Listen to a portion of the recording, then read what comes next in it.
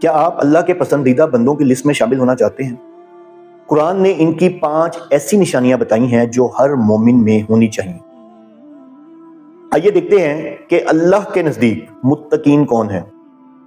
अल्लज़ीना, वो लोग जो युमिनूना, वो सब ईमान लाते हैं, बिल गैबी, गैब पर बिन देखे, व युकीमूना, और कायम करते हैं अस्सलाता, नमाज को, व मिम्मा, और उसमें से जो रज़क़नाहुम, हमने उन्हें रिज़्क दिया, युनफिकून, वो खर्च करते हैं।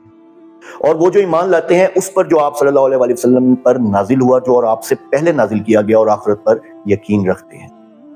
गैब पर ईमान, नमाज की पाबंदी, अल्लाह की राह में खर्च, तमाम किताबों पर यकीन और आखिरत का डर, ये वो सीढ़ियां हैं जो इंसान को अल्लाह के करीब कर देती हैं। इनमें से आपके अंदर कितनी निशानियां मौजूद हैं, कमेंट में अपनी राय दें और रोजाना कुरान समझने के लिए इस सफर में मेरे साथ जुड़ जाएं।